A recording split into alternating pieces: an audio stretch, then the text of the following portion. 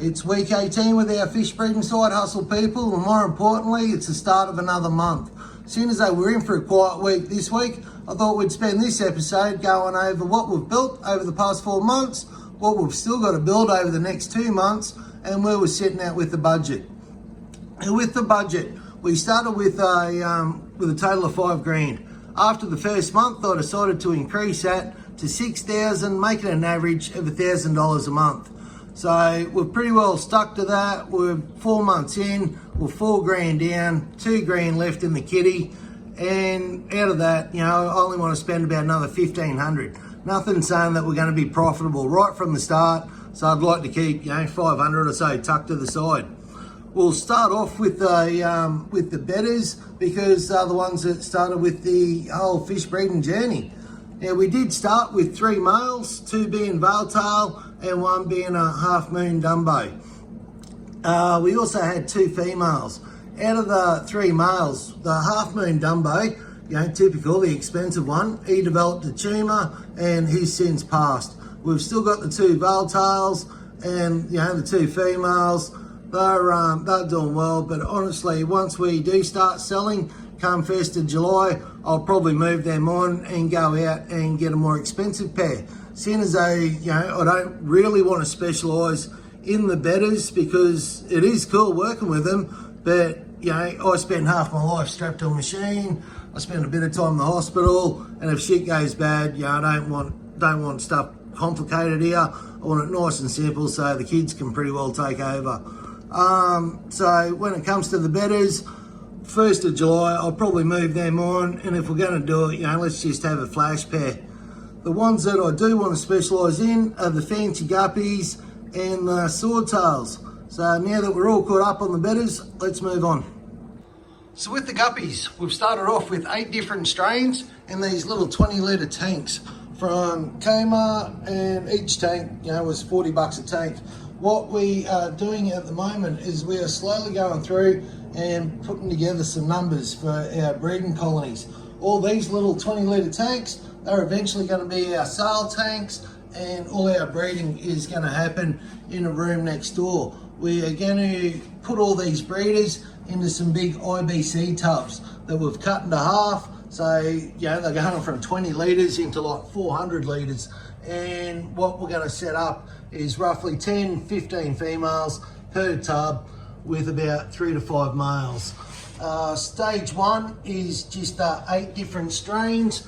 Once we get them all up and running properly, we'll then go from 8 to 15 strains, I believe. So this is where we're up to so far with the guppies. Everything, as you can see, we've got a bunch of bubs coming through that are being raised out.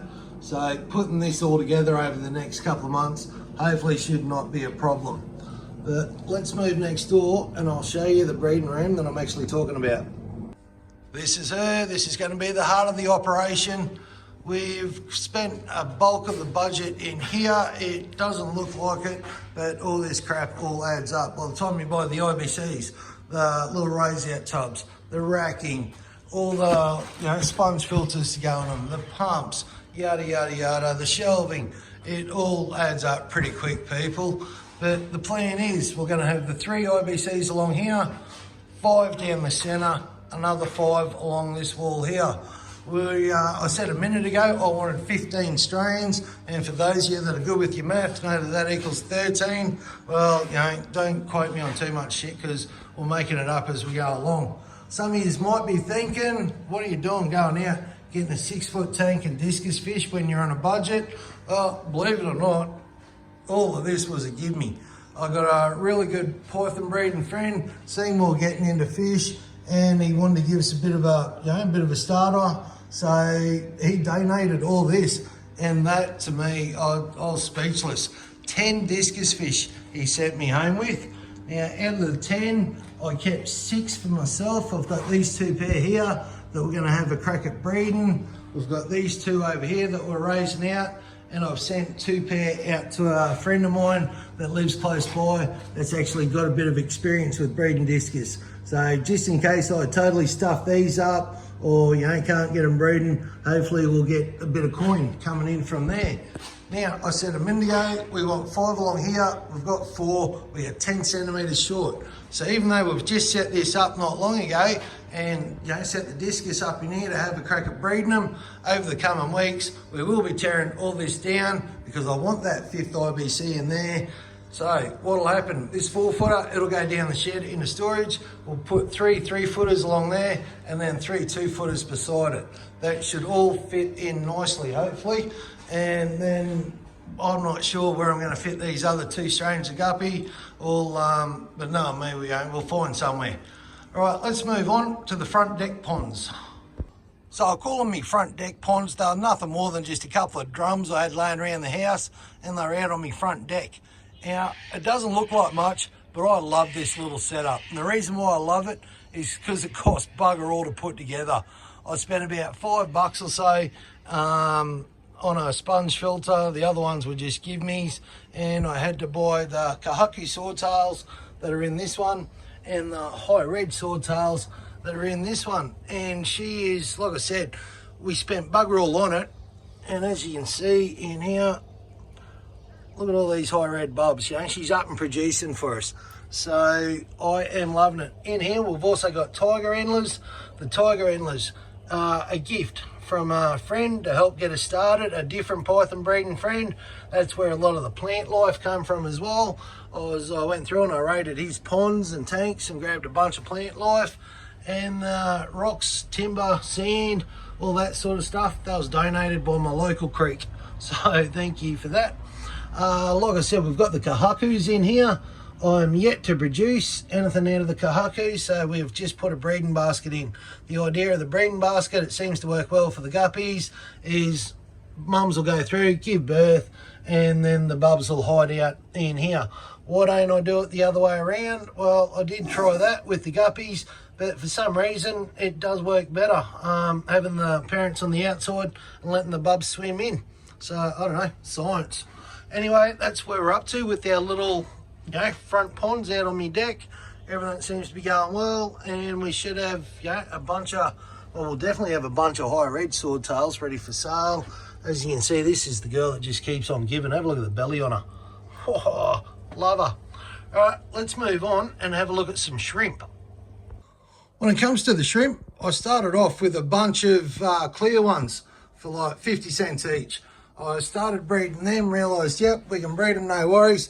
So then went out, got this 4-foot tank, stand, yada, yada, yada, off a gum tree. She was like $100. Filled it up with a bit of timber and some plants and put 10 of these yellow neocardinas in there. We have gone from 10 to about 100 in no time at all. So granted, the tank's a bit grotty, but like I said, she's $100 off a gum tree. The shrimp are absolutely loving it and going absolutely nuts in here. They're doing so well that we've actually started pushing some down here to get some more I don't know, just get some more numbers going. Really, look at that. I want all buried up down there. Beautiful. But yeah, these are the yellow neocardinas. Let's move on and check out what other colours we got cracking. We are back into the 20-litre tanks, and these are our Bloody Marys. Now, our Bloody Marys aren't breeding anywhere near as good as those yellow neocardinas, but they are breeding. So hopefully as time goes by, we'll be able to have a few more of these available. We move up here. We've got, where are you, Don? We've got some black shrimp kicking around. That's not the best angle, but there's some black shrimp kicking around in here. And the newest acquisition are these blue dreams. So stunning. Tiny, very, very tiny, but time's on our side. We'll get them raised out, we'll get them up and breeding, and then we'll have them hopefully up and for sale.